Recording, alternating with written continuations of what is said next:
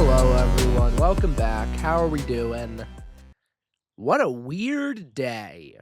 Um, all right. Well, it's time for This Week in Throws.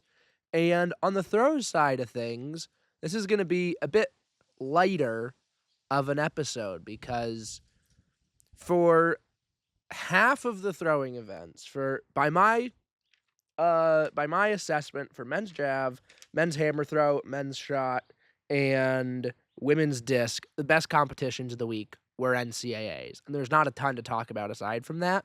So the throws wise, they were going to be a little limited today. But I was woken up to some very interesting news this morning. Last night, and I say this morning because I'm confident I'll be able to edit and get this video up today on Thursday, right? Yes, it's Thursday. Last night, before I went to bed, which it's a good thing about being on the West Coast is I was going to bed a little bit later. There were some rumors starting to circulate about two high-profile Jamaican athletes transferring allegiance to Turkey. And earlier this week, there was a report that Turkey and the Turkish Athletics Federation were making an effort, a strong effort, to convince Jamaican athletes to transfer allegiance to Turkey ahead of LA 2028. And there were some crazy numbers thrown out, like a $500,000 upfront payment, and then also like a monthly stipend and just a bunch of financial support that the two Jamaican athletes that it was announced this morning have accepted that offer, haven't been getting from Jamaican athletics. And so there was a rumor last night, it was like two big name Jamaican athletes. And then kind of putting the puzzle pieces together, the first couple names were Roje Stona and Rajendra Campbell, because neither one of them were on the start lists for the Jamaican Championships, which are, I believe, are 2 weeks from like right about now. And Jamaica doesn't have any sort of discretionary spots or anything. So it was, if they aren't at championships, they aren't going to Worlds. So that was interesting. And Jamaica has had a history of not giving their throwers the support they deserve. When you look at, like, the two biggest examples are obviously Daniil Thomas-Dodd gave a really powerful interview that I'll try and find and link to in the description. Last year at the Olympics about just the complete and utter lack of support that Jamaican athletics gives her, as well as Nicoya Clunas, who's a Jamaican hammer thrower, who for years now, she's been talking about just the like levels of disrespect that Jamaican athletics shows to basically everyone who isn't a sprinter for them. So, yeah, basically, so that was last night. But I tweeted something out like, I don't know anything. I'm just putting the pieces together from what I've seen on Twitter. It seems like Roje Stona and Rajendra Campbell, or I didn't know for sure about Rajendra, but it definitely seemed like Roje was going to be transferring allegiances to Turkey. And then this morning, Audrey wakes me up and is like, you need to make a graphic because Roje Stona is transferring allegiance to Turkey and Rajendra Campbell. And I'm like, oh my God, that was real. So as of this morning, Roje Stona and Rajendra Campbell, the Olympic gold medalist in the discus, Olympic bronze medalist in the shot put, the only two Jamaican throwers to ever win Olympic medals, are both about 10 months after reaching the top of that podium in Paris, are both transferring their allegiance to Turkey.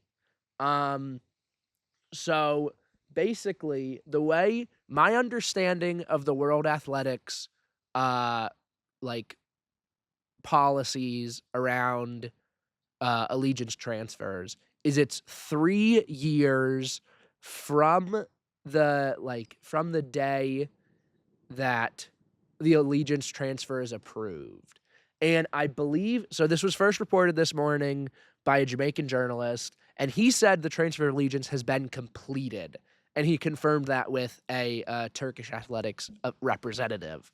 So if that means, that means my understanding, if that's the case, is that Roje Stona and Virginia Campbell cannot compete in international championships representing a national federation until June 19th, 2028. And then after June 19th, 2028, they'll be representing Turkey internationally. So that means the Olympic champion in the discus and the Olympic bronze medalist in the shot put will not be at this year's World Championships, the Commonwealth Games next year, or the World Championships in 2027. And potentially the World Champion or the World Ultimate Championships in 2026, but I forget what events are there. That is, if my understanding of this screenshot of the World Athletics Allegiance transfer rules is true, which is insane. Like, on one hand, I respect them for getting the money that they deserve because they're getting paid a lot of money. Like, literally, Roje Campbell last year, I think he won an Olympic bronze medal and was still, like, working at Domino's or something. So, or that might have been, like, last year before Worlds, maybe. I'm not entirely sure. But regardless, it's just they do not get the support that they deserve or the support that they have earned from Jamaican athletics. And you know what? If Turkey is going to give them a ton of money, good for them. It's unfortunate that they're basically sacrificing three major championships for themselves when you look at 2 Worlds and a Commonwealth Games, which is really sad, especially because, like, they're some of the best of the world, obviously, so it takes away from the fields of what we'll see there. But, like, you know, they've got to think long term at some point. Like, throwing doesn't make a ton of money, and after they retire, they're going to have a lot of life to live, and if this is the best move to set them up for that, you can't really hate them for it. If there's anyone to hate in this situation, I guess, I don't know if hate's the right word, but, like, Jamaican athletics needs to take this as a wake-up call and be like, okay, more than sprinters are important. And I don't know, it might be, like, a financial thing. I know USATF's financial situation is terrible. I don't know the ins and outs of Jamaican athletics' financial situation, but, like, I can understand why they would put more money towards sprinting because that's what they've built their reputation on. But the throws were, I believe, more rewarding for them in Paris than their sprints were. So I don't know what to make of all this. It's crazy. My biggest emotion is sad that Roje Stona now. I mean, they're still good to compete in, like, diamond leagues and stuff. Like Jaime Perez, when she defected from Cuba after the 2022 World Championships, I believe the only reason she wasn't able to compete in diamond leagues in 2023 is because she was dealing with visa issues with the US, and so she couldn't leave the country. But I don't think Roje or Ginger will have any issues with that. So they'll still be at international competitions. They just won't be at international championships, which definitely is sad because that immediately, lowers the quality of the field, especially with the way men's discus has been looking this year. And, like, Roje's had a solid start to the season.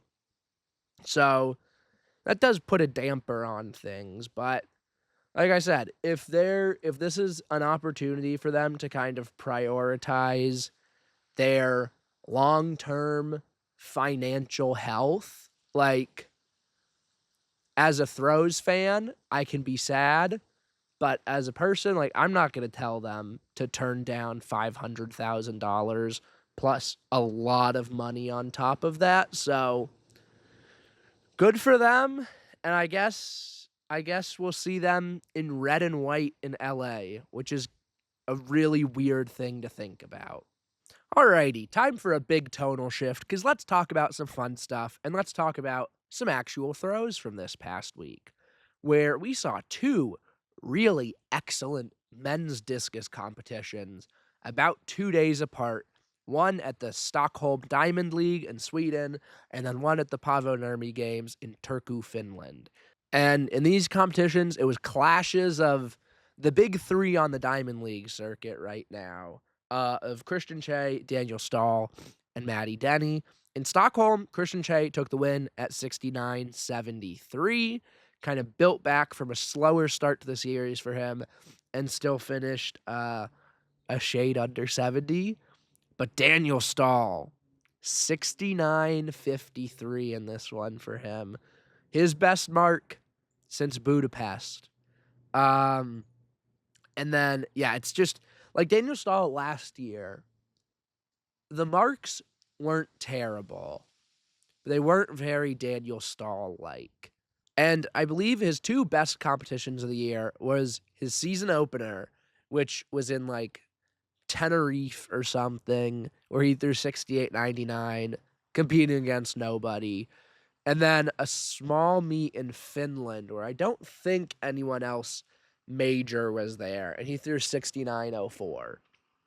So, like, last year, he still produced some big marks, but in, like, a real competition setting, this is a level up from what anything he was able to do last year. And it's he started the season off really well with a 67-meter opener in Doha, and then built into 69.53 here. Matty Denny finished third at 68.14. And then they go over to Finland, and Daniel Stahl keeps building because he goes 70.19. Daniel Stahl is back over 70 meters in the year of our Lord, 20 and 25. And that is such a glorious thing to celebrate. But Daniel Stahl threw 70.19 and finished third in this competition because Christian Che took the win again at 70.61, which is his fifth time, I believe, over 70 this year. So things are just clicking for him in a way we've never seen before. And this should just be called like This Week in Christian Che, because I talk about him at length every single week now because he's insane. And then Matty Denny finished runner-up at 70.52. His first time over 70 outside of Ramona in his career. Let's freaking go. And Denny, he hasn't picked up, he didn't win this one. And Stockholm, he finished third. A couple other competitions. He wasn't throwing super amazing, but he was still throwing 68 mid or something, 67 high at the worst, which is, I think I said something along those lines last week or 2 weeks ago. And then I had to just go back and look at his World Athletics page and be like, this dude is throwing really, really far every single time he steps in the ring. And now this is taking it to a next level.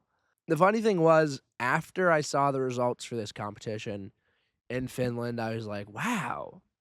I'm like, has there ever been a meet where where three guys threw 70?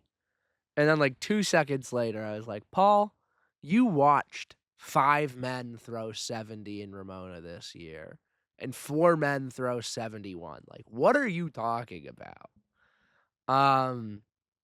But yeah, this field is just, you're guaranteed a historic, really, really good mark basically anytime they match up. And when you think about Mikolas and Ralford about to come over and join the circuit, hopefully, whoo-wee. And if Roje can pick it up a little bit, logically, it doesn't make sense. The probabilities are incredibly low. But if all of those guys are on in the same competition, 6 guys over 70 even I'll take 6 guys over 69. In a diamond league, would go kinda crazy.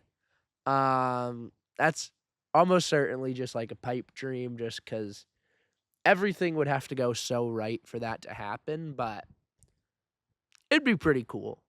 And then to kinda close out this section, a day or 2 later, Daniel Stahl went 67-70 at a meet in Kaunas, Lithuania. Which, he just is continuing to just show he's a step up from where he was last year, and that's an incredibly exciting thing to see. The men's discus podium is gonna be one of the hardest podiums in the entire world. When you look at literally let's see, so Alekna and Denny are 1-2 all time. Che is 6. Stahl is tied for 7th. Like 4 of the 8 best throwers in history are all competing right now. And then a bunch of other guys that can throw 69 on a good day, 68 on a good day, 70 on a really good day. Like, it's going to be a bloodbath in Tokyo, which is exciting. Who doesn't love bloodbaths in the men's discus? Like I said at the start of this video, or I guess maybe not the start of the video, because I spent like 10 minutes talking about Roje, Stona, and Rajendra Campbell. But the best competitions of the week for men's shot, hammer, and jav were all NCAAs. And there's not really a lot that happened outside of that. So we're kind of just gonna move on over to the women's side now. And the biggest result of the week is Sarah Mitten competing in her first meet since May 3rd, I believe, which is when the Shanghai/Kekia Diamond League was. And, I talked last week about how, like, it's interesting to see that Sarah hasn't competed in such a long time, and, like, it seems like she's healthy according to what she'd been posting on Instagram. But you're seeing Chase build up all this momentum of just throwing 20 meters and 20 meters and 20 meters and 20 meters, meet after meet after meet, while Sarah's kind of just sitting on the sidelines biding her time. Well, Sarah comes out and shows, hey, she's still in shape. She's the world indoor champion. She's an animal. And she goes 20-35 at a meet up in Canada. Like I said, her first competition in month and a half. She had another throw over 20 to back that up, and then she had 2 more throws at 1967 and 1975. Not a bad series for your first competition in like 45 days. So yeah, Sarah Mitten maybe lost a little bit of, let's see, like, I guess time in the spotlight, so to speak, the last little bit with how well Chase had been throwing, but clearly she has not lost a step, so that's exciting to see. I can't wait to see her and Chase match up one more time. Throw Jessica Schilder in there as well, because what a season she's been having. And then there was, so that meet in Canada, and then another meet in Canada where Maggie Ewan was throwing, where Maggie threw 1993 at the first meet, and then 1957 at this meet against Sarah to finish second. And Maggie Ewan is just building back so well from I believe it was foot surgery she had last winter in like January or February. Hampered her a little bit in 2024. And then this year she has a solid indoor season, goes to World Indoors, and then comes outdoors and is just hammering marks. And like she's gonna hit 20 again. Like it's a foregone conclusion at this point, it feels like. When she threw 1993, she backed that up with a 1973. And these are her 2nd and 9th best throws of her career when you look at the 1993 and the 1957. So Maggie is dangerous. Maggie is in the crowded picture that is the U.S. women's shot put scene. Maggie's doing a really good job of establishing herself as the clear number 2 behind Chase. And so, we've got Chase has the bye for Worlds this year, so that's good. So we've got 4 spots. It seems pretty clear that Maggie's going to take one of those 4 spots. And then for the last 2, like, Maya Lesnar's thrown 19 a couple times. Jada Ross hasn't thrown 19 yet this year, I don't think. But obviously, we know the kind of thrower she can be. I still don't think Raven Saunders has competed at all this year. So I don't know what their plans are. And then, yeah, it's just those last two spots are interesting. Lots of options there. And we'll kind of see how those play out at US Champs, I suppose. But Maggie is doing everything she has to at this part of the season to instill confidence in herself and in the throwing community that she's back.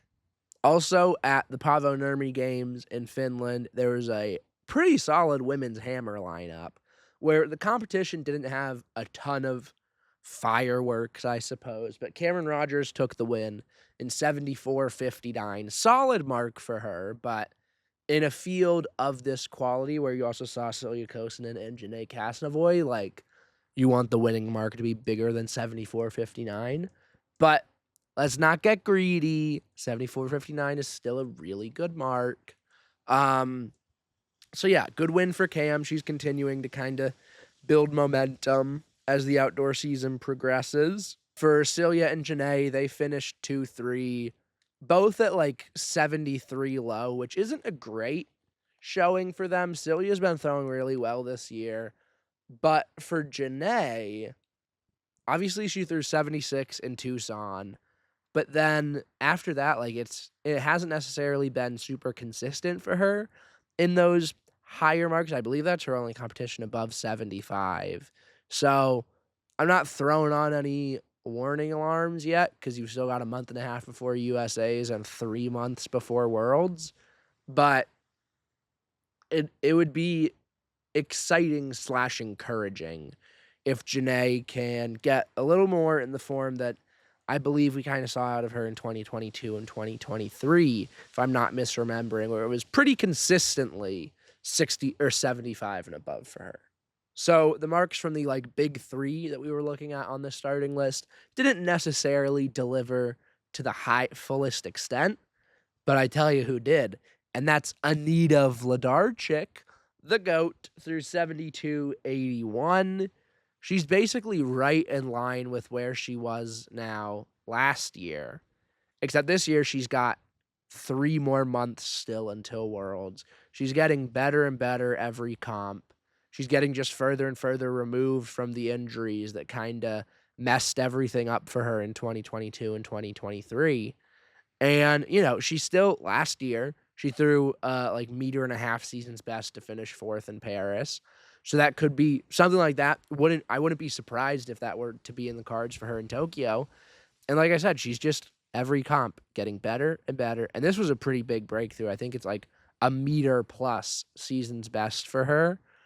And it's going to be so hard with how many really good women there are this year. And like to some extent, like it's kind of got a sting for Anita because it's like she paved the way for so many of the women she's competing against now and so many of the women that can potentially be keeping her off the podium just with how great she was and how groundbreaking she was throughout her career. But yeah, Anita Vladarchik world medal in 2025 would feed families, and I cannot stress that enough.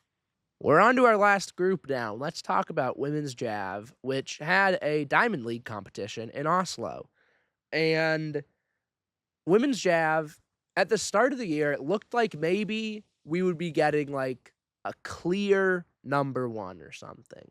Maybe that was Adriana Velagos, who opened up at 66 high and 77. Maybe it would be Alina Dzenko, who took wins at the first couple Diamond Leagues.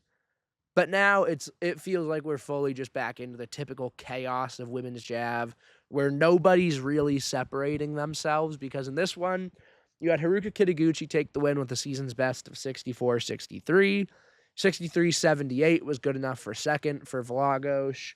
Joanne, I believe her new last name is Duplace, which really confused me because even like at the start of this year, World Athletics had her name as Joanne Van Dyke. And then, because I think she got married in the fall. So her name was Joanne Van Dyke for the first couple Diamond Leagues. And then all of a sudden, someone named Joanne Duplace shows up on these lists. And I'm like, wait a second. So Joanne Duplace, congratulations to Joanne on getting married. She finished third here in a season's best of 62.77. And then Elita Zenko finished fourth in 62.61. And it's not like losing a Diamond League or finishing fourth in a Diamond League isn't the end of the world by any means, but it is like the first time we've seen for Alina, it's the first kind of stumble we've seen from her so far in 2025. And so once again, like I said, I don't feel comfortable saying anyone is a true favorite for Worlds, even though even Haruka is going to be going into Worlds as the defending world and Olympic champion at her home stadium. But women's Jav is just so weird and so random. I'm like, no, I don't. As of right now, I'm not going to say she's the favorite yet. I'll probably chicken into picking her when I make my ill-fated Worlds predictions, which then means she's not going to make the final. But right now, I'm just going to say that women's Jav is really open, as it usually is. And it's exciting, and it's going to be fun to keep an eye on, as it usually is. So that's why This Week in Throws is important. Maybe I'll make women's javelin power rankings every week, and I'll workshop that for next week. I'll make women's javelin power rankings, and we'll see how those kind of shake out. That sounds like a fun idea. Also sounds stressful, and I hope none of them see it because I don't want them to get mad at me, but we'll see how that goes. Alrighty, well, that is all that I've got for you guys this week. This video is like a third news and only 2/3 throws. It's a weird mix. But I think it ended up being a little shorter, probably because I spent 53 minutes talking about NCAAs 2 days ago. But yeah, that's all we've got for This Week in Throws. What's coming up? What's on deck? We got a Paris Diamond League tomorrow with women's disc and men's jav, which should be good. Julian Weber versus Neeraj Chopra again. I believe, I don't know when the European Team Championships are, but those are coming up and probably should have some solid fields. The Heino Lip Memorial in Jovi, Estonia, which is the meet where in 2023, I believe, Christian Che and Daniel Stahl both threw 71. Christian threw 71.86 and Daniel threw, I think, 71.46 at the same meet. I think they're both going back there this year. I don't know who else is going there because I couldn't find entry lists or anything. But that's going to be a fun one to keep an eye on. I think they have hammer fields as well, maybe. So, yeah, there should be some good throws to talk about next week. And hopefully no astounding, mind-boggling allegiance transfer news that I have to break down. But yeah, that's all I've got for you guys. Thank you for watching. Please like and subscribe. Follow the podcast on Spotify. hof-mahoney on Twitter. Paulie Throws on Instagram. And I will see you guys next time.